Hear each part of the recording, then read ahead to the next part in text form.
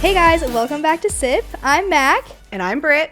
And we have a super exciting guest here today. We actually had him here with all of our kiddos just like a few minutes ago, and they were blown away, and he was bombarded with a herd. So we have been very excited the last 20 minutes. And so he's going to tell us a little bit about him and who he is and his whole story and some fun stuff like that. So do you want to introduce yourself? What's good, y'all? Samson, Ebukam, play for the Colts, and just here to have a good time. Yeah. Yeah, okay. Well, we do question of the day every single episode. And Leo down. Leo down. And we have a bowl here of questions that were written by our students. So the kids that just attacked you Yes. have a question for you. So let's choose one. Tag, that's just normal. We're used to it. That's how it flows. Let's see what we've got here. Okay. What excuse have you recently used to get out of something? Ooh. The better question is, what excuse have I not used? But the most basic one is, I'm just tired. Oh, that's a good one. Yeah. Yeah. Time to go to bed. No, tired physically. Okay. Because, keep it a whole band. I'm from LA, where everything's on the move. Oh, okay. And then moving to Indy, everything just slows down. So now whenever I try to move, I'm just like, man, I'm kind of tired. Yeah. Just cause. And then people told me that it was nap time for a reason, so I just been taking naps. Good for you. Yeah. Take those naps. No, I can't do too many naps. Though. Then I won't be able to sleep at night. That's fair. I can't nap either, actually. Yeah. I mean, a good Sunday nap. Yeah. I like a good Yeah. Sunday nap, but not often. It's got to be the right day. Nothing going on, and then I'm like, okay, Yeah. well, might doze off for a little bit. Yeah. Yeah. Yeah. What's your most often used excuse? Too busy. Probably too busy. Yeah. It's like, yeah, I'm Are good. you one of those that'll say that too busy, but knowing well and well that you're not doing a single thing? Probably, yeah. Because I also feel very strongly that my space and my peace and time and all of that is sacred. So it's like, if I feel like too busy might not mean that I'm running around crazy like a chicken with my head cut off, but too busy might be, I don't want to put that into my schedule this weekend. I don't want to go out and do this. If I'm resting with my family, I'm doing my thing, I'm too busy. I'll catch you next week. That's a fair Too one. busy though. My too busy is like, I might not hit you back. Yeah. Yeah, exactly. What about you, Mac? Mine's it's my bedtime. I go to bed really early, so if it's like 6:30, that means I've got like 45 minutes until I gotta be in bed. Go So to sleep at 7:15. yeah, on a good night, yeah. When do you wake up? I actually don't go to bed at 7:15. It's normally around like 9:30 or 10, but that tends to be my excuse. Like, oh, it's almost my bedtime. I got my whole night routine. I gotta do, That's fair. it works every time. Yeah, So- wind down a little bit. Yeah. Need my time For to sure. Just Yes. soak in. Get ready for Yeah. to fall asleep. Yes, so that I don't wake up and I feel like I just Right. was Yeah. going. Running around. I Yeah. can't sleep. Like when we do basketball on Friday nights at PAC, we get home at like 10:30. I'm not going to bed until 12:30. I have to have the time to be ready to go to sleep. It's not just a turn the switch off and I think pass it's out. only me during the season. yeah. All season is just so sporadic. So different. It's Yeah. so different. Like I'll go to sleep at 9, all the way to like 3:00 in the morning. What do you do to fill that time? Are you gaming? Either gaming or on YouTube or just watching a movie or just up. Yeah. Yeah. You know, We've got some gamers around here. What is your go-to? honestly, most of the games have been absolute trash bucket to me. But Call of Duty's not. it's Okay. not too bad. Okay. Mac, what do you think of Call of Duty? I love that your it. go-to? It's my favorite every single night. You've never played it, you know. Never in my life. I've never played Fortnite. I actually tried Fortnite one time. I did. Yeah? And then like some little kid just built a castle in about 15 seconds and killed me. And I said, you know what? And then started talking crap to me. Yeah. He's like, yeah, take that. I said, yeah. It's not for me. My soul can't handle this. Yeah. My brother plays Fortnite, like, intense. And I fall asleep most nights to him and his buddies just Screaming. going at Yes. it. And they're 16. They're not 12. So, Well, imagine like a 12. yeah, just That was who was Like beating the you. loud, the loud pitch. Oh, we have. You didn't hear it downstairs? we get it. Like, no, completely. I can't really do that. The kids downstairs are fine though. Yeah. Well, you got them for 10 minutes. You did great. You did a good job. I'm very yeah. impressed. Yeah, very impressed. A lot of times people walk in here and it's like, there's so many kids. And mean, you're it's like, just- let's roll with it. It's just kids. Yeah. You just gotta have fun. That's exactly right. Okay, let's get into it a little bit. So we got connected through one of our board members. Shout out Tyler Inyart. And he introduced us through a service project that you had for your foundation.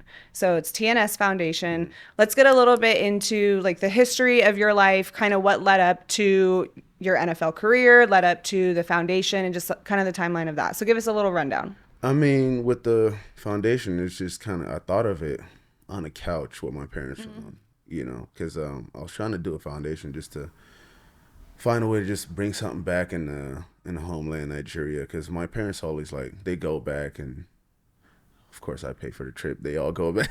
Yeah. They all go back and just give people some of the hand-me-downs that we got, and they do a lot of trade in there, and I was like, how can I be a part of this, you know? And I was just thinking of random names, and then I was trying to find a way just to have something that would stick, and I just said, okay, TNS Foundation, because my dad's name is Tobias, mom's name is Stella. So I'm like, with all the work that I've seen him do growing up, I'm just like, I bet, like, why don't I just name something after you guys, you know? And yeah, I just thought of it, and my dad was like, yeah, that's a great. That's the one. That's Yep. the one. Great choice. He signed off on it. We came up with like 15 different things. He's like, yeah, oh, you got my name on it? Say less. Yes, Keep doing it. that's the one. So the main thing is just to find a way to give back to the people in Nigeria, you know, because when I was there, we weren't very fortunate. We were broke, you know, and it was kind of the same thing when we came here in the States. And now we're doing a lot better, obviously. But I'm like, I can never forget where I came from. So how can I give back to them? And I know that there's a lot of people there that's less fortunate than I am. So I was like, if I can find a way just to bridge the gap between, you know what I'm saying, especially for me, because I still got family back there. Okay. So it's like, I'm just trying to make sure that, hey, you're not forgotten. Yeah. you Yeah. know? And then for the young kids that's there, if they can see that somebody was actually from their streets making it.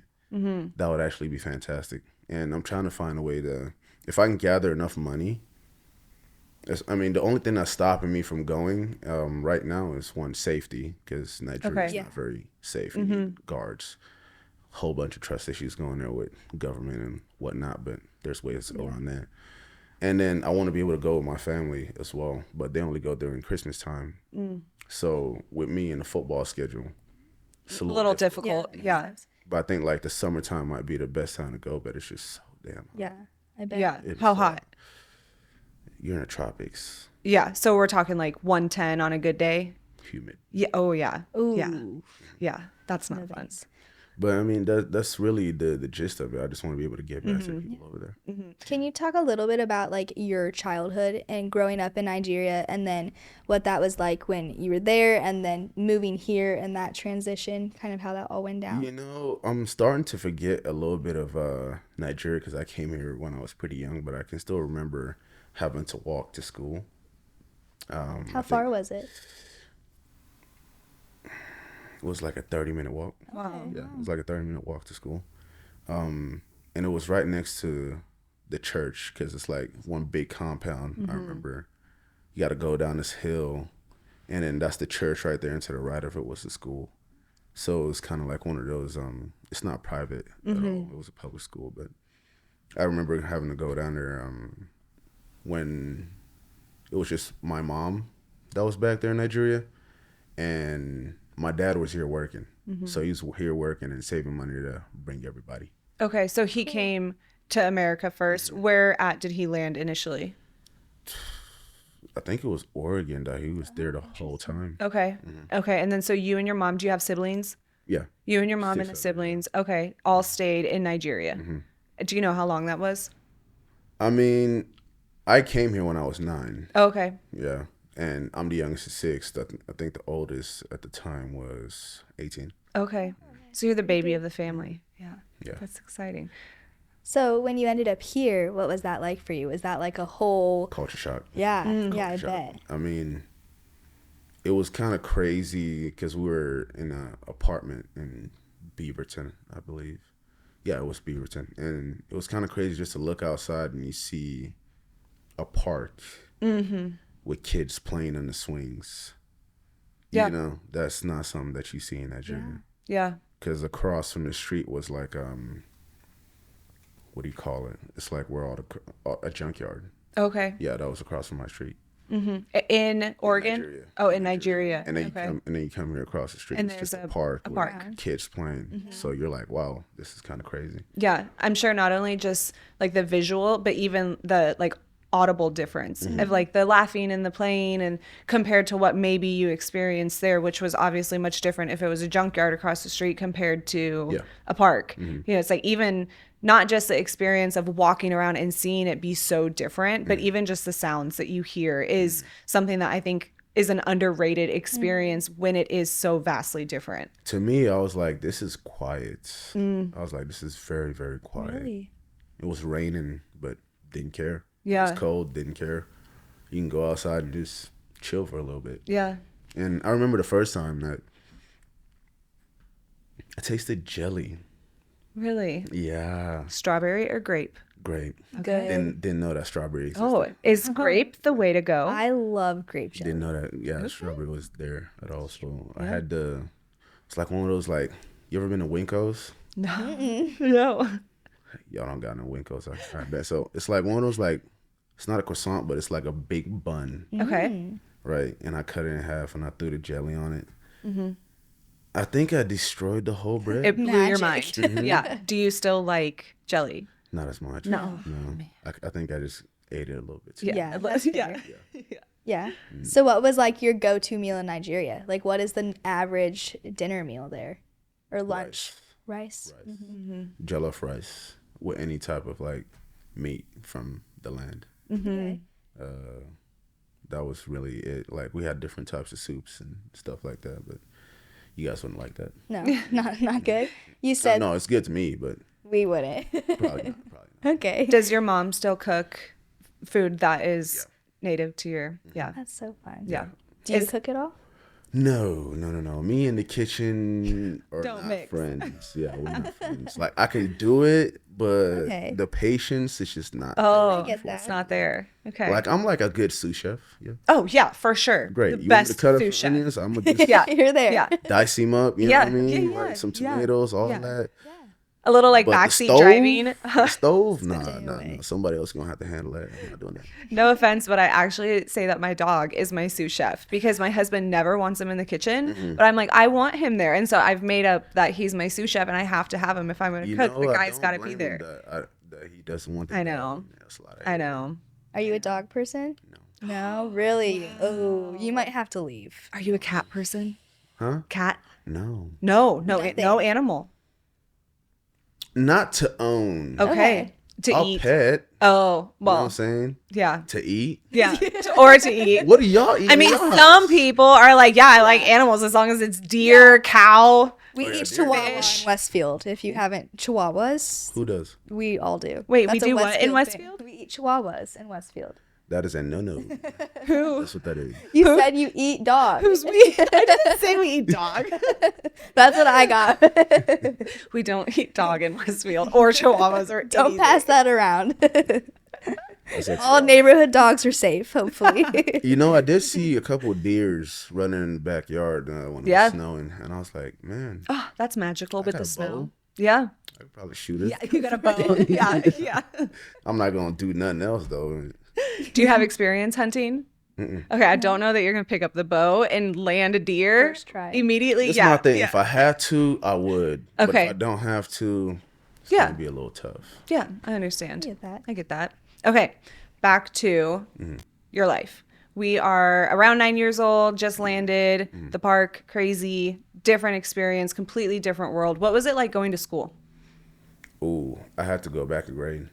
You did? Yeah, had to go Okay. back a grade because well, I didn't go back a grade technically. I got moved back to my proper age group Okay. because in Nigeria I was upper class, and then when I came back, Interesting. then when I came over here, I was like, well, I don't really speak English that well, so had to move back to my proper age. Yeah. Yeah. What does Yes. school look like in Nigeria? Like, do they go all through high school, or how does that work?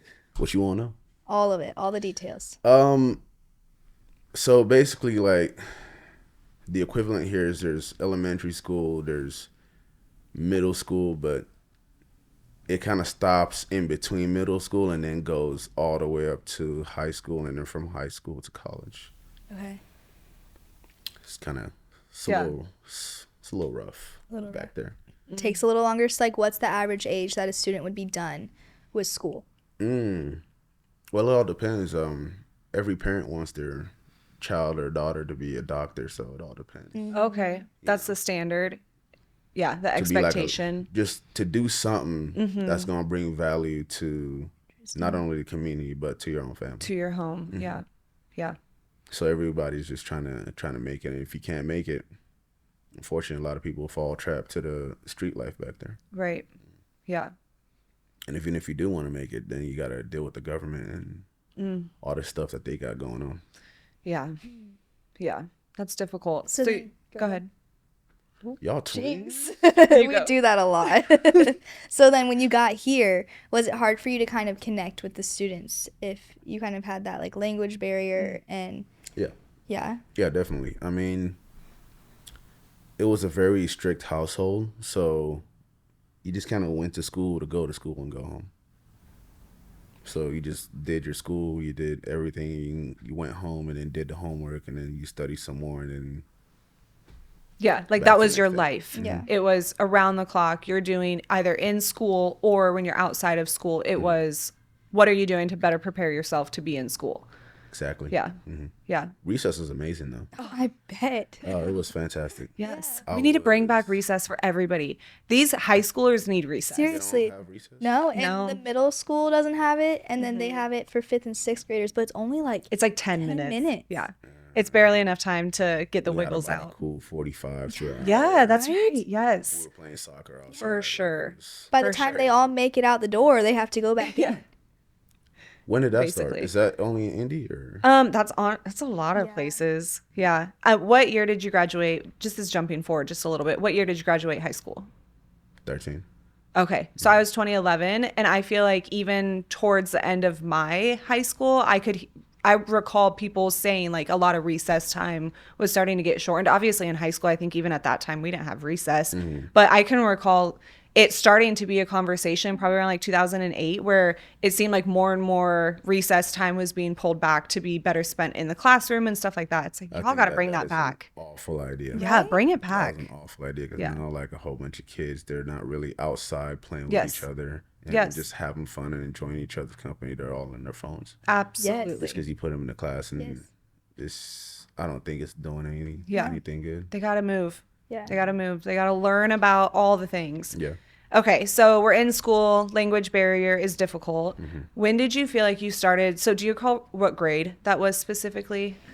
I want to say maybe high school, Okay. honestly. Yeah. Because I was getting, middle school was rough. I was getting fights like left and right because of the language barrier, so people were just kind of like messing with me Yeah. and stuff. And I was a little bit smaller.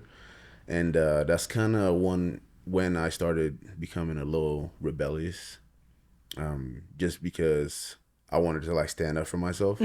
But then it's like if you get in a fight in school trying to stand up for yourself, then you go back home and then And you got to it answer to sticks, dad. You know what I'm saying? So it's a little Yeah. rough, but I mean it kind of helped me out a little bit. Yeah. Not a lot really bothers me. Yeah. It toughened you up. a little Resilience. bit. Yeah. Some resilience. What about sports? When did that come into your life? Oh, it's always been there. Okay. It's always been there. The other pathway in Nigeria is sports, Mm. right? Mm-hmm. And it was only soccer when I was back there. But now it's basketball, it's baseball, it's track and field. What else? Football? Not really. No? You're saying American football? Yeah, not really. Yeah. I think rugby might have a little. Ooh. A little bit That would make more. sense. Yeah. Okay. But I know that football is going to become big there just because there's so many Nigerians. Mm-hmm. You know, so it will become big. I think in probably the next like 5 years. Okay. You think so? That's cool. Okay. You heard it here first. Yeah, he's calling it. He's calling It it. might be sooner because NFL Africa is doing an amazing job over there.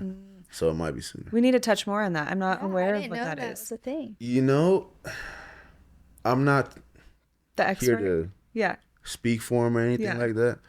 But I do know that what they're trying to do is bring visibility to people back in Africa in general, Yeah. you know, and they're creating a pathway for people to play football there, showcase their talent, Yeah.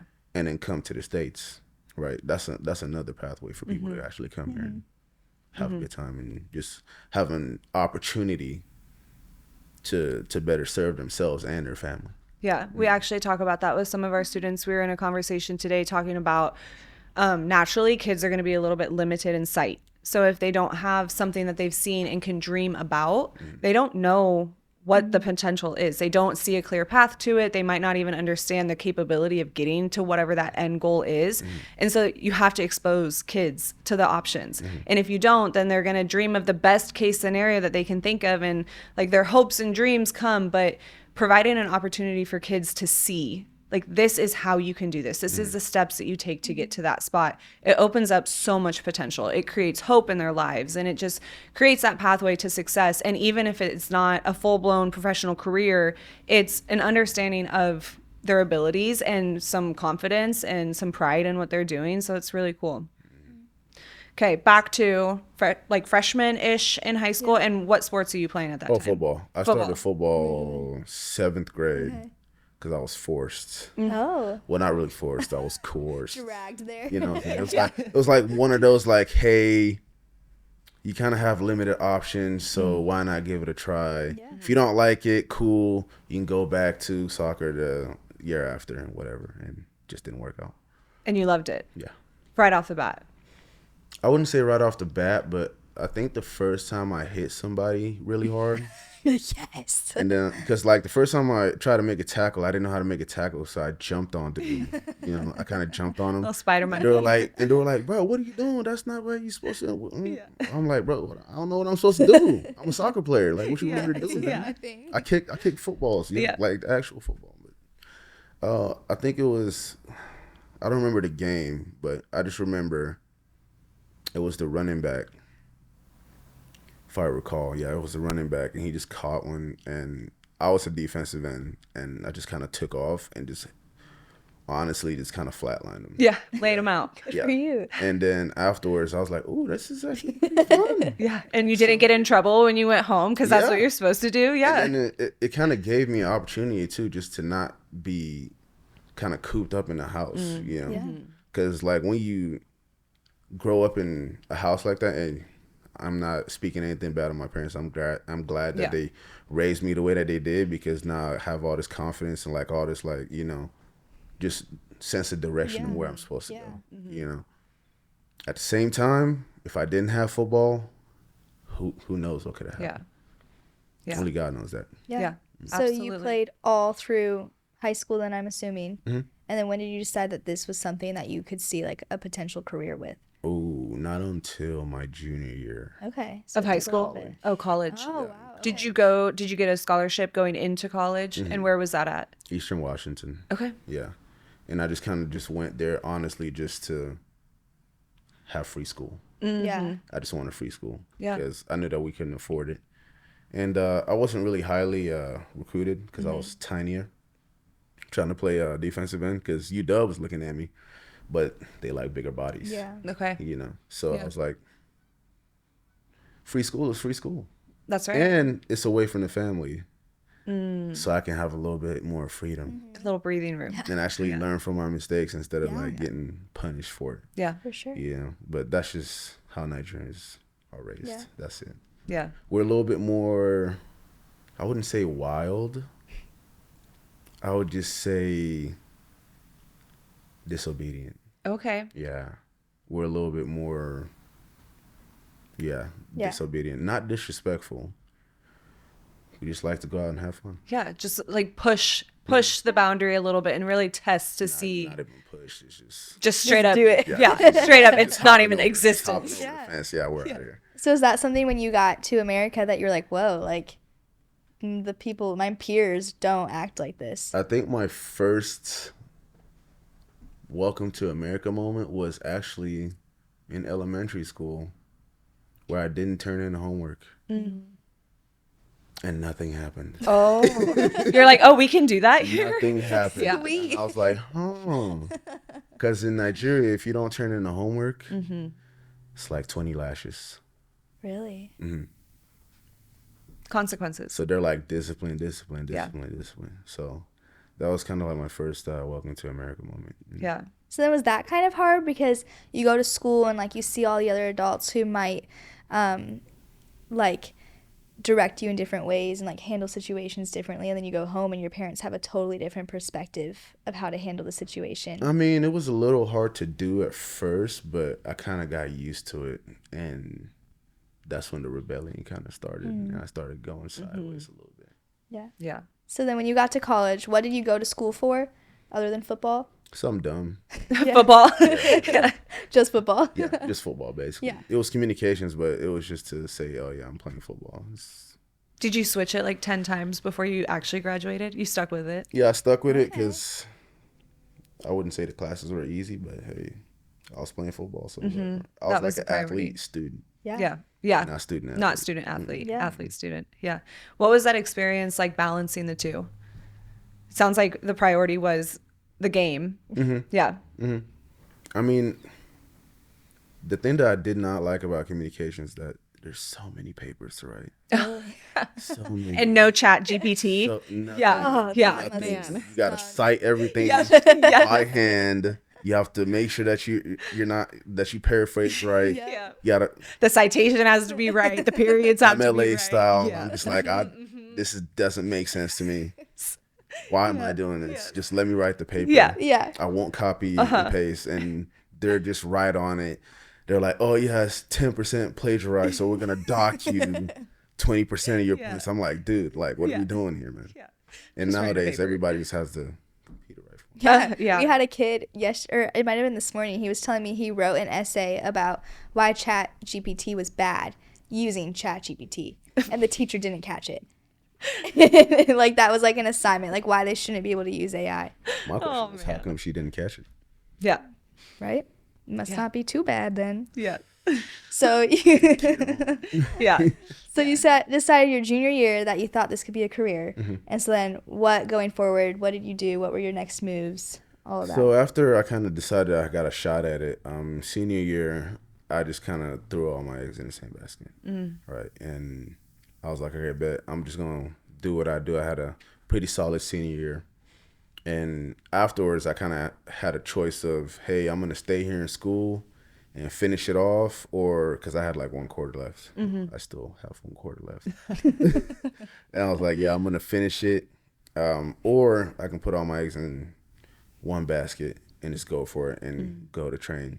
And I said, I think I'm gonna go train, because if anything, I've done all my schooling, so I still have 1 year of eligibility left. So I can always come back and finish. Haven't gone back, but it's okay. It's okay. So yeah, I just kind of decided to do it, and we found a spot in Seattle called Ford Sports. Okay. Yeah, Ford Sports. So yeah, we went there, and yeah, it was crazy. Yeah. It was crazy. Yeah. So that was going into your senior year. You did not finish senior year. Was it at the same school that you No, were? no. So I was a senior. Okay. Finished the senior year Finished for out. football. Okay. Yep. Yeah, finished Okay. the senior year for football. Yep. And then I still had a quarter left of school. Okay. Got it.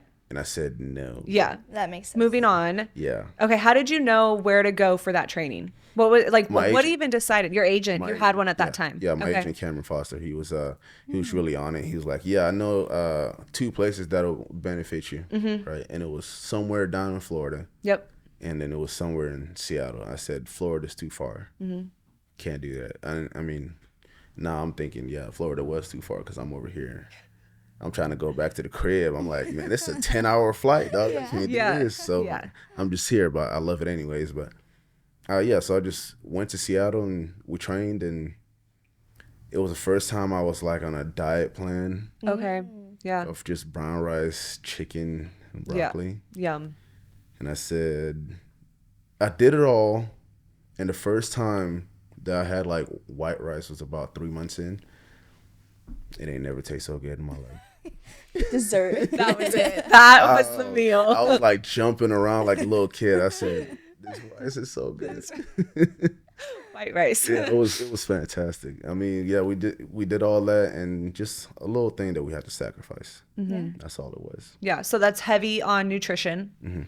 It's heavy on gaining the right kind of muscle, Yep. weight differentiation, and it's heavy on, I'm assuming, like agility and all of that stuff. Is that Yeah, everything that you're doing is preparing you for either the combine. If you get an invite, I didn't get one, but I know 2 people that did. okay?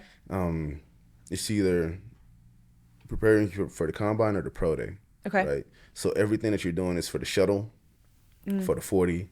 So your get off has to be on point. Fast. Your shuttle has to be on point. So you have to literally measure your steps Okay. and how much you want to gain ground on this step and the next step. It's just like all Very mathematical, calculated. all Yeah. that stuff. And you lift so much because you got to get ready for the bench press. You have to get ready for the broad jump. You have to get ready for the vertical.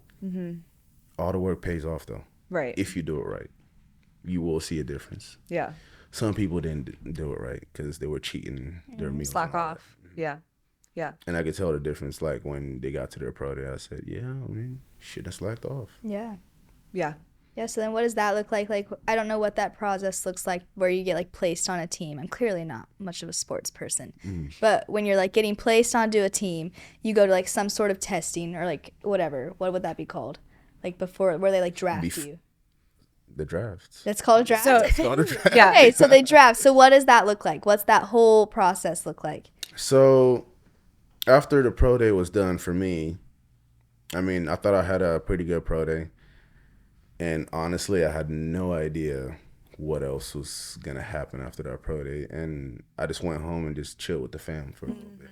Still working out here and there. And I just remember the day came and I was like so damn nervous. I was like, turn it off. Yeah. I just told, Yeah. I You're just like, I told can't do it. I just told my family, like, turn TV off. Like, just don't. Started playing Destiny. Just started playing Destiny the whole time. That was my game. Still was until last year.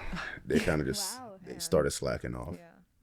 I don't know what that is. Does Mac? It's It's a video game. It's kind of like a mix of Halo Okay. and Call of Duty. Okay. It's a mix of that. Yeah, I know those two. Yeah. So that's really what it is. But it was just one of them days. I was like, you know what? If my name gets called, it gets called. And Yeah. You've it put the was- work in, Yeah. so now you just wait it out. I was actually expecting myself to go undrafted. Okay. I was Yeah. expecting to get undrafted because not a really big name. Yeah. Already got 2 people in my team that's big name, which is Kendrick Bourne and Cooper Kupp. Okay. So I'm like, all right, bet, they're gonna get it. I'm probably gonna be undrafted. I'm a defensive guy, so bottom of the totem pole. Okay. Mm-hmm. What year was this? 2017, 2017. Okay. and then all of a sudden, got this random call. I was like, cool. I was like, who's this? And this is the Rams. I'm like, oh yeah, Sean McVay. I said, What? yeah, who are you? One more time. You know what I'm saying? And then he said, yeah, Sean McVay. Do you want to be a Ram? I said, hell yeah. Yeah. Turn everything off and just kind of switch it to the TV. And my dad stopped watching. He was asleep. Yeah.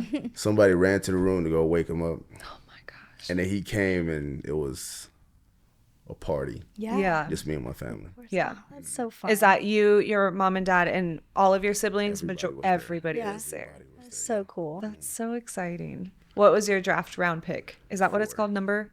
Okay. Round 4, 125. Yeah. That's awesome. Were you surprised that day? Yeah. Yeah. Yeah. But like, I thought it was going to be later or undrafted. So anything other than that, I was like, okay, I bet this is actually pretty cool. Did you feel like you had a plan B? No. No, you were all in. Yeah. Plan B would have been figure it out. Yeah. Make it work. and make it work. Yeah. Okay, so you get the call and you're officially a Ram. What do you do? What happens then? Go outside, shoot a video, talk to the people. Glad to be a Ram. Yeah. All that. Back to reality. Yeah. Back to video games. Back to Yeah, Destiny. same. Yeah. Back to Exactly. Destiny. Yeah. Just celebrate a little bit and then back to Destiny. And then I think it was like the next day where it really hit. And they were like, yeah, we're gonna need you out here in 2 days. I said, oh, 2 we're days. moving fast. It's Yeah. real. Right now. I said, okay. So now we're in it. Yeah. You're doing it. You're a professional athlete. That's crazy. So then you got there, and what are you thinking? Like your first few days. I'm thinking my feet feel light. Yeah. At the same time, my body feels heavy. Okay. You know, so nervousness is kind Yeah. of settling in a little bit. Everything I do is just full speed. Like warm-ups, full speed. Everything full speed. I ran out of breath. Yeah. Gassed. But it was good though, because now, because I ran out of breath, I don't have any type of nervous energy left. You put it all out. It's all gone. It's You're just just gone. here. It's just gone. And then the next day, I'm like, man, I'm sore. You know, I'm a little sore, but then I'm so much more calmer. And because of that, my confidence grew. Yeah. And then they got to the team, and then nervousness hits again, but now it's in a good way. It's in a good, controlled way. Yeah. You know, and I just kind of, to me, I felt like I did pretty good. I'm just like, yeah, you guys drafted me for a reason. Yeah. I'm going to show you why. Yeah. Yeah. What was awesome. your first game day like? Like that would be crazy to know that you're in your first NFL game.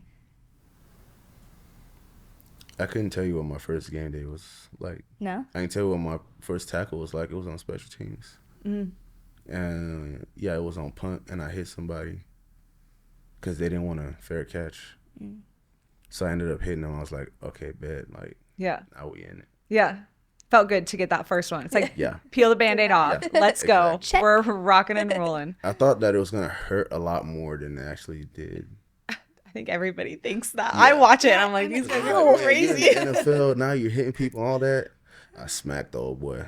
Yeah. I said, yeah, I'm good. What was the size difference between like where you were at mid-grade throughout college, like just average through college, where you were at, where the other guys were at, and then where you advanced to going into your professional career, like at the start? How much like size did you gain? How much weight did you gain? What was the difference? I was like 225. Okay, entering into like average college years. Entering college, I was like 205. Okay, and then by the time you went into the draft, you were right around 225. 240. 240? Yeah. That whole thing was crazy. I think, yeah, I'm undersized at 205. Other people are drafting, or other people are getting people that are like 245 because they're going to put like 20 pounds on them. They're going to be 270. So I'm overly undersized. Yeah. Yeah. But what they don't know is I'm actually pretty strong in the weight room. But they don't get to see that. Yeah. I think when I left high school, I was, 205, but I was squatting 495, 520, That's insane. Yeah.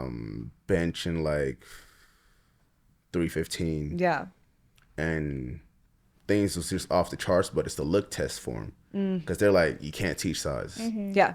So that's what they're always looking for. So I did all that, and took me about 4 years to get up to 225. Okay. And when I was in the trying to get ready for the draft, they said that, yeah, we got to put weight on you. So I went from 225 to like 240. A week before, I get food poisoning, and I lose all of it. No. Lose about 10 pounds. That's And I was still on my diet, and I said, that was the time I started eating white rice. yeah. Yeah. It's time to That's when go. I started eating white rice. So I was like, all right, bet I got to get all this back in a week. So I gained 10 pounds in a week. I'm like, I have to make 240 when I weigh in for the pro day. It'll just look better. Yeah. It'll just help out so much. I freaking go over there and I make 240. This might be TMI. I make 240. After that, I'm like, thank God. I bounced to the bathroom. I said, I don't know how I made this, but I made this. Hey, I was 240 on a dot, That's and I said, "Oh my god, hilarious. thank God!" Yeah. Bounce to the bathroom. They're all waiting for me, which is a surprise to me because I'm like, okay, course. yeah, they're gonna just start off catch Yeah. up or whatever. They all wait like 10, 15 minutes. I'm like, cool. I come back. I'm like, oh, y'all was waiting, and they were like, yeah, we're waiting on you. I say, say less. Sorry. But I'm like so happy that they waited, and I just went in there and I killed it. I was Yeah. like, yeah, this is pretty cool. Yeah. So cool. So then you were with the Rams, and then where have you been until you made it to the Colts? So I was with the Rams for 4 years. Finished my 4 years there. It was great. Made it to the Super Bowl one time. Lost. Cool. After that, took my talents to San Francisco.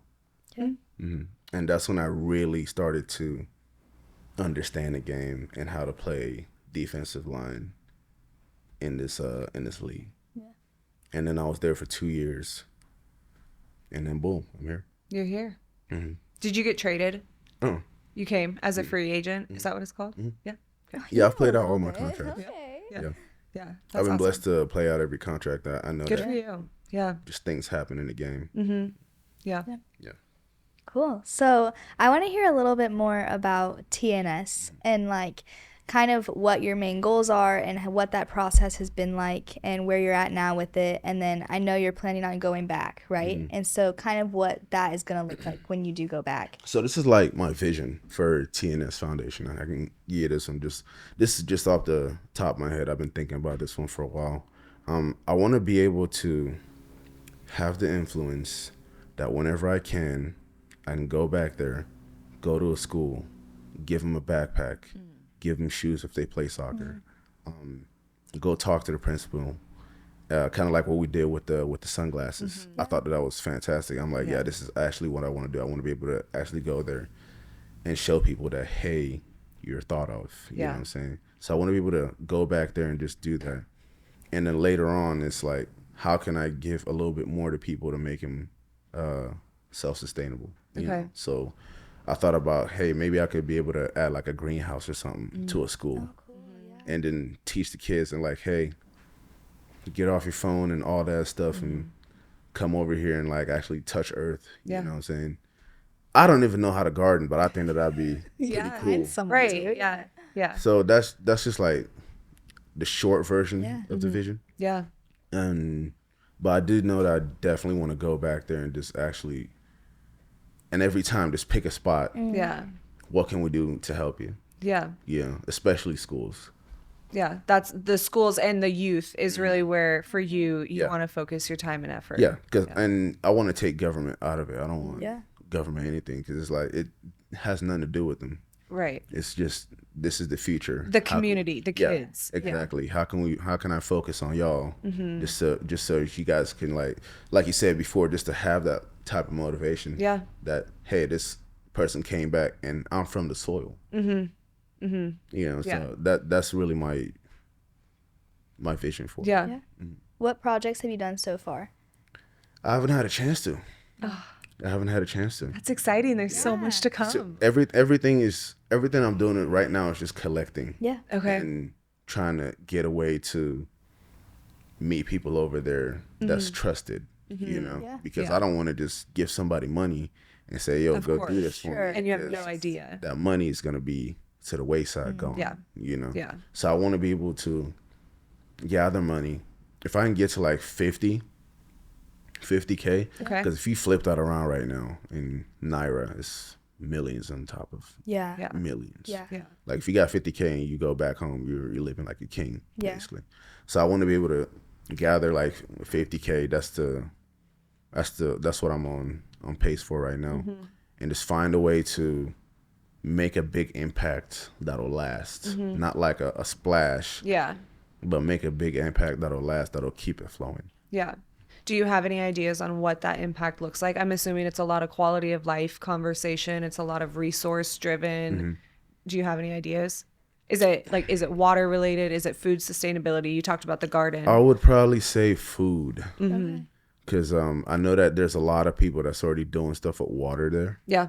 And it's always easier to do water. Yeah. But nobody's ever attacked food. Yeah. Yeah. Because I hear from my families whenever they go back and they go to the equivalent of like a Saturday market, right? Okay. It's just not very clean. Yeah. Yeah. You know, I mean, of course, the people are used to eating it. You know what I'm saying? But it's like, how can I help you guys out in this type of way? Yeah. When was the last time you were back? Haven't been back. My family's gone back for like 8 years now. Really? So growing up, that was not like a reoccurring theme that you guys would. No, we're broke. Yeah. Yeah. Yeah. Now that we got a little bit more money, we're able to go back for Christmas especially, Yeah. and just go out there, hang out with the family and all that. Yeah. Right now it's a little bit dangerous, but I'm hoping that it'll calm down by the end of this year or the end of next year. Yeah. Do you have a large extended family that's like there? Cause Oh, yeah. Yeah. I think I don't even know how many people that we have there. But my dad says that it's probably like a small village. Really? Are those nieces and nephews that you have there? Yeah. That's so cool. Yeah. Did you hear him say that before we No. started? He has 10 nieces and nephews. Yeah. That's a big family. And you're the youngest of 6. So, yeah. Wow. That makes I'm a the lot of seventh. sense. You're the 7th? I'm the seventh, yeah. Wow. That's amazing. That's so cool. Y'all got big families? I not really. Yeah, not really. You kind of do, kind of I don't. mean, on the outside, yeah. Yeah. I just got my brother, Oh, my that's parents. nice. Yeah. She's got the best grandparents too, and I Yeah. have the absolute best grandma too. Yeah. Oh, So nice. Cherish them. Yeah, Oh. for sure. We always will. absolutely, yeah, we have that conversation a lot. Yeah. Well, that's Yeah. exciting. So when we connected over the TNS Foundation, it was at PAC. We were doing basketball. Kind of paired some of our players with a community service project, which was get these Oakleys, wrap them up, do a quick video, say hi to whoever they were going to. Do you want to share a little bit more about what that project was and kind of like have those landed there, and what does that look like? So I don't have any news of if they've landed there because they got to clear customs. And all Okay. that. The whole thing just kind of came out of nowhere because right now I'm good friends with Tammy, and she's part of the Crisis Collective, and she kind of just hit me up out of nowhere and said like, hey, so-and-so is about to work with you on TNS Foundation. You're like, sweet. They just want to, just send some glasses back to the people in Nigeria, kind of like have it Yeah. go like that. And I just kind of just jumped at the idea. Yeah. Yeah. And I said, you know what it would be like for me as a kid if I was in Nigeria and somebody sent me a Yeah. pair of sunglasses? Yeah. I would have been over the top. Yeah. Yeah. So I heard that and I said, I think I'm going to just jump at what is that? That is, I think it's a ladybug. it look like a bee. It's just a ladybug. Okay, cool. We good. We good money. Shouldn't bite. Yeah, we good money. If I get stung, I'm walking out. But yeah, I just kind of just jumped at that idea because I'm thinking, what would it be like for me to receive such a gift like that? Yeah. So the fact that you guys were able to partner with me for that, and I was like, thank you so It much. was so fun. Yeah, It I was know. really cool. Yeah. I was really surprised at how many people actually came Yeah. and Yes. wrapped them up. Yeah. Our guys enjoyed it. They were bringing out their rapping skills and like really getting into it. And I think they thought it was cool knowing that they had that impact and that they were part of something like that. And it wasn't just for the people around here.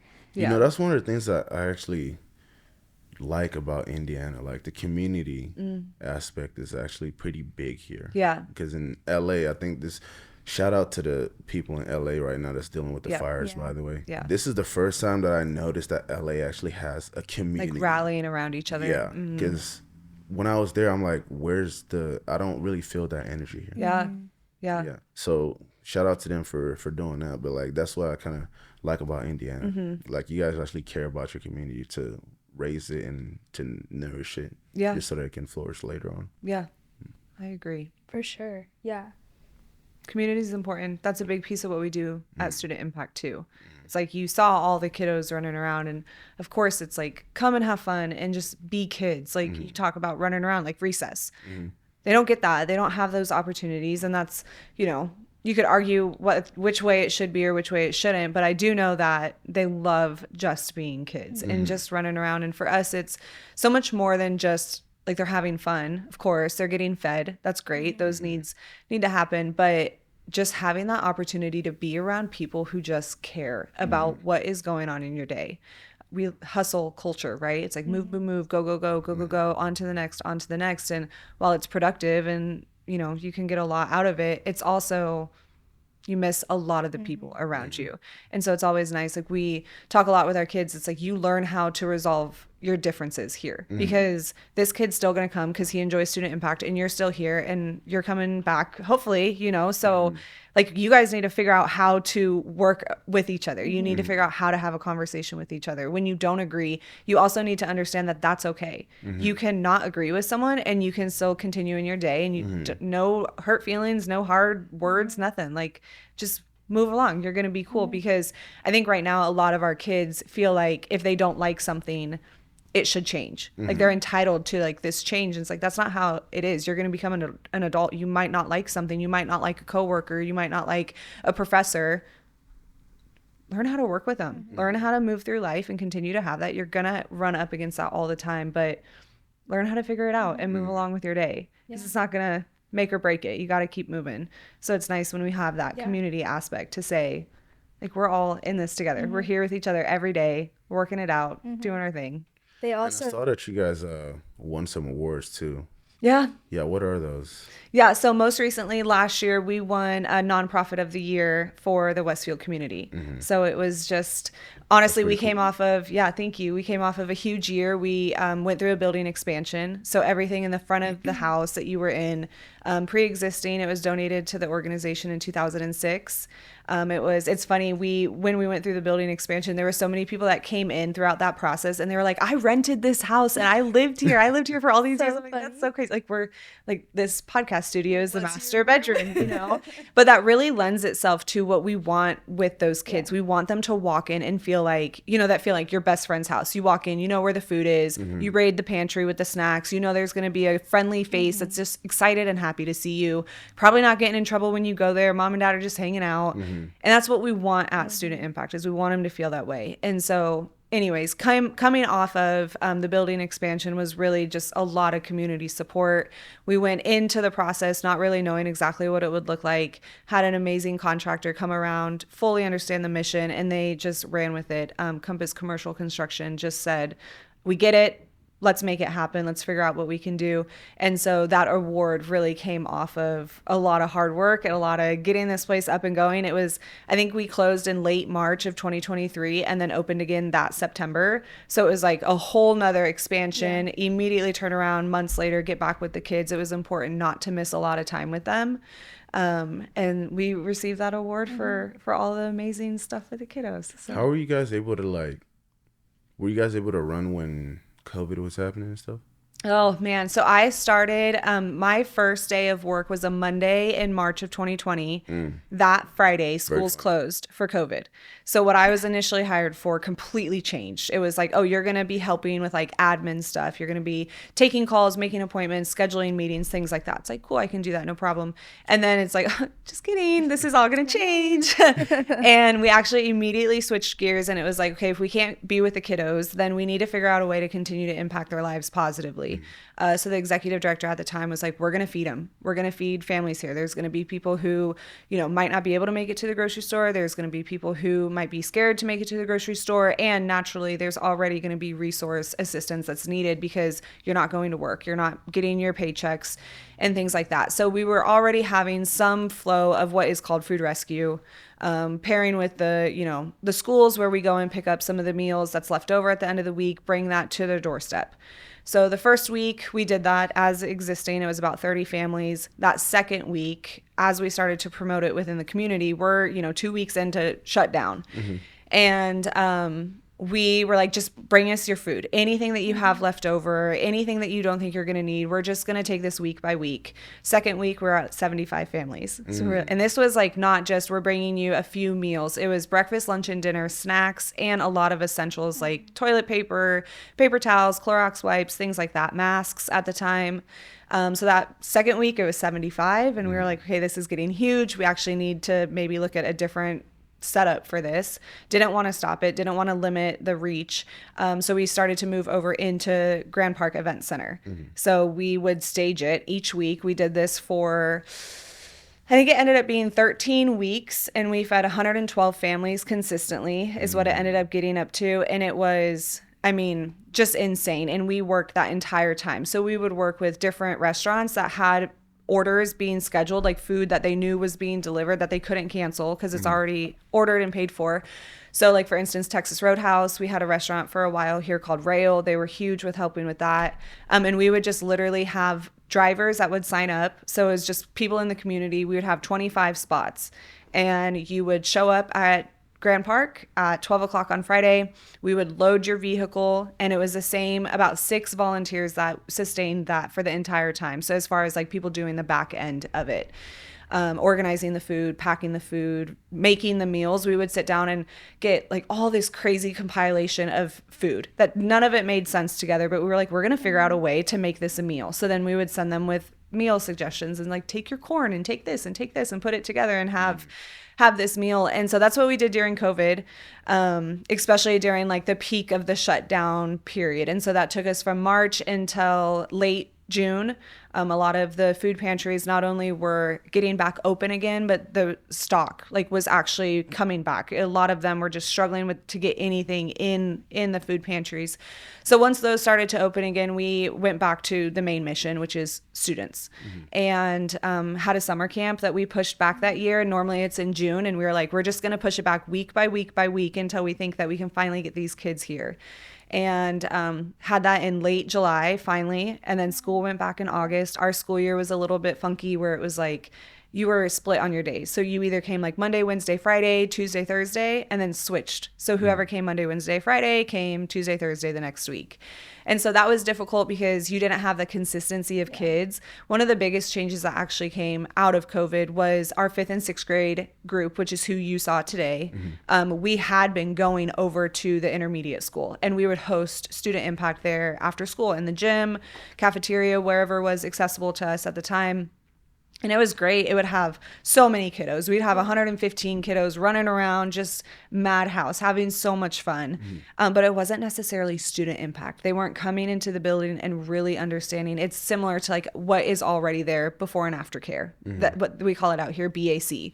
So if you can't get your kid to school right on time in the morning, there's before care. So you can drop them off at 6:30 instead of having to wait till 7:20. And then again, after care. You can't get them right at 2:30 in the afternoon.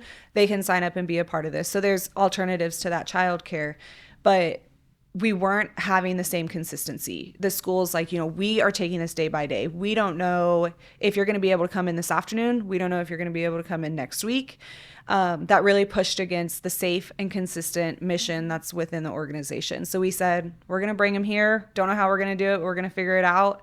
And so that launched into bringing all these crazy kiddos here to Student Impact, and we've never looked back since. We enjoy every ounce of it, which obviously led into the building expansion. 5th and 6th grade's always been our big group of kiddos, and so we'll have twice as many of those kiddos than we do have with the middle school and high school. But we found ways to continue to serve the community. It wasn't exactly with the students, but it was still student-minded in that while not every kid walking in the doors is experiencing a food insecurity, there are some, and we want to make sure that if we can't have our time with them in the afternoon, we're impacting them in some fashion. And we found food to be the best way to do that. They also did do a good job from like a student perspective, because I was a student during COVID, and so they would send like little packets to like make pizzas, and we'd all get on a Zoom with like 70 people, and it'd be pure chaos. But we'd know that they like wanted to see us, and they wanted us to feel part of the group, and we'd make little pizzas together. Or didn't you guys drop off like plants at one point? Yep. Yeah. Early on, we would just find different ways. And again, like not only where we're connecting with the students, but giving the community something to do that was productive and helpful.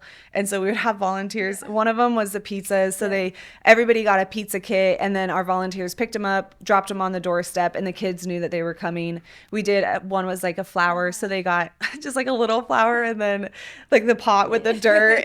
I don't think anybody's flowers lasted at all. It showed you loved us. We cared, and we missed you guys. That's pretty fantastic. Yeah. So as soon as we were able to, we jumped right back in with kiddos. I remember for a while we had like different colored bracelets. So it was yellow, red, and green. And red meant like, don't ask, like keep your distance. I'm not comfortable right now. Keep your distance. Yellow was like, yeah, I'm cool. Like you can kind of be in my space, but I'm not trying to dab you up and really embrace you in a hug or anything like that. And then green is like, let's go. I'm cool with it. You're cool with it.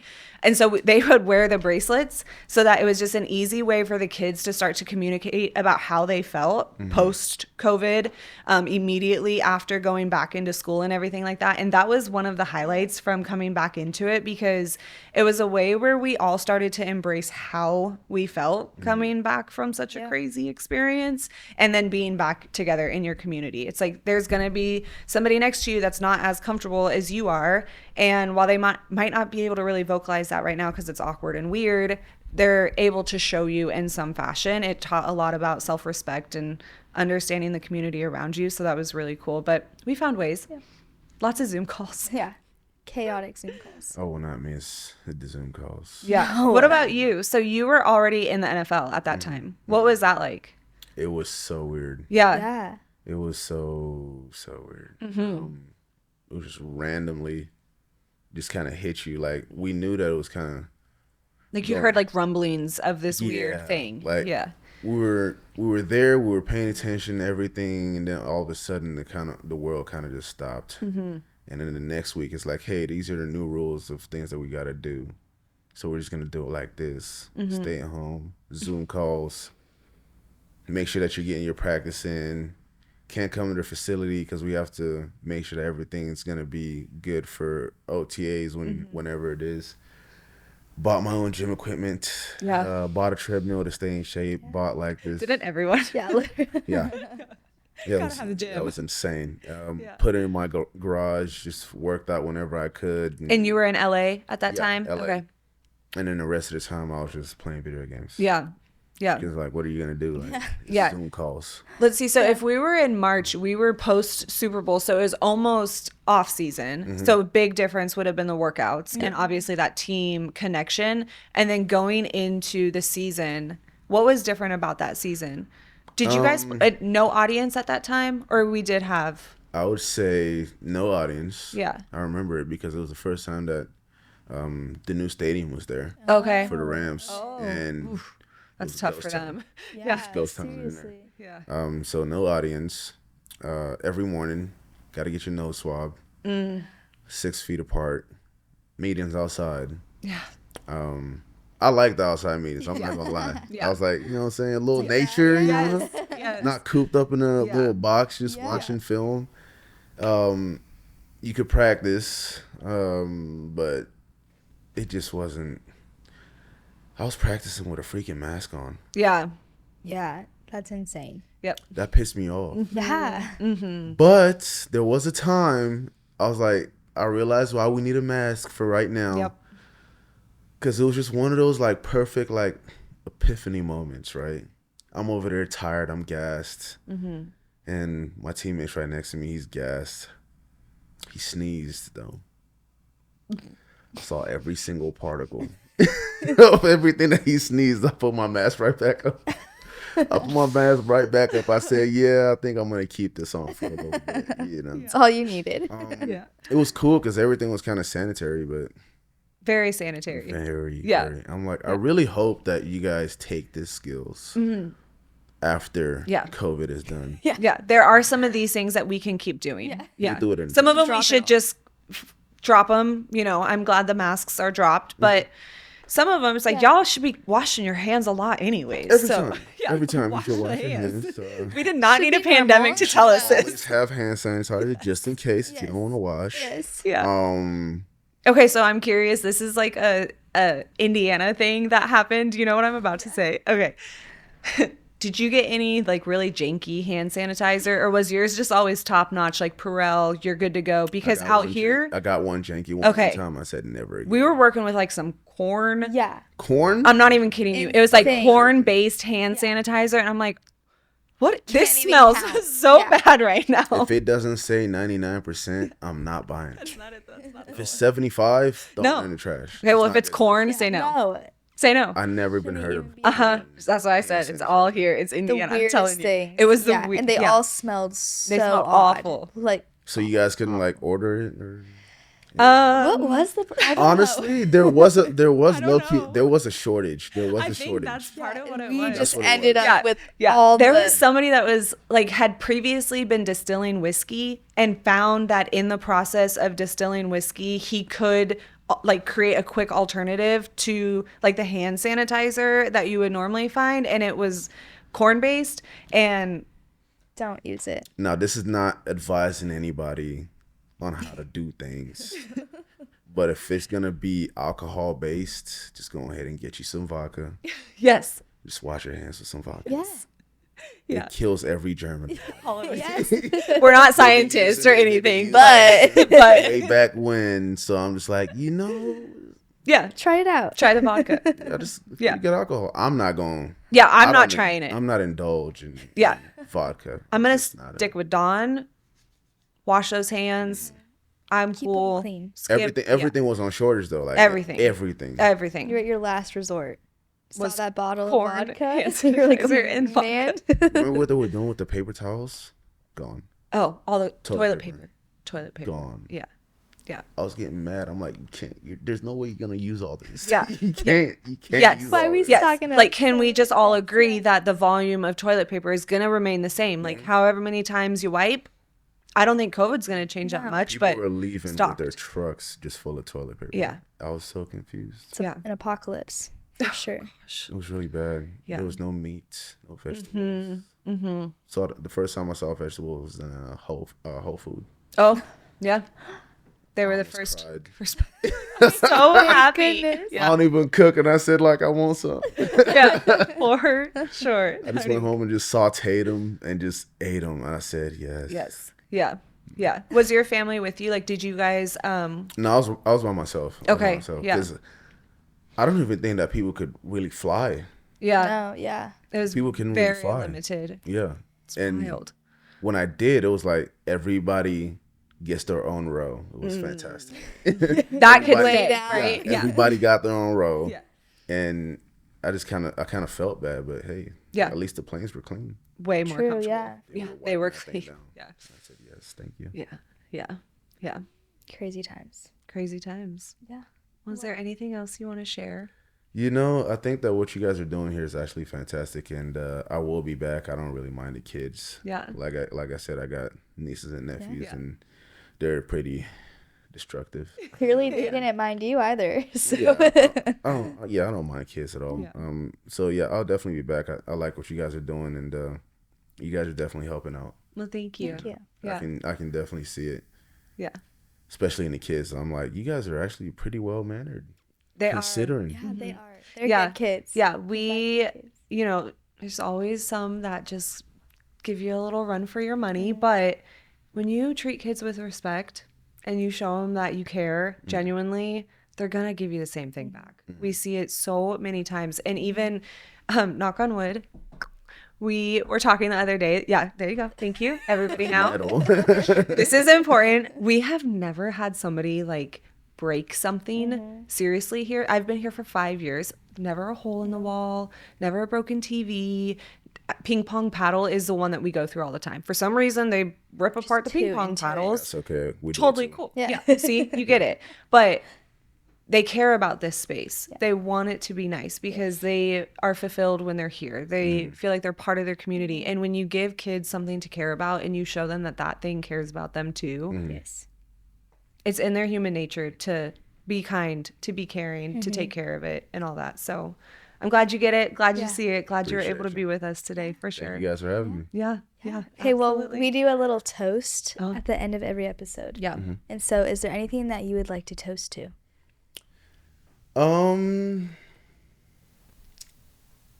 That's a rough one. I know. On the spot. But I know what I think everybody agrees with is that everything happens for a reason. And God brought us all together for a reason. Yeah. And we just have to keep watering what we need to water and just keep moving forward and chasing after him. Yeah. Okay. Cheers to To- that. to God is God's good. work. God Yeah. is good all the time. I don't have my water. Cheers. 10 cheers. Fake Cheers. Cheers. Cheers. Thank you. Thank you. That's a Bye. wrap.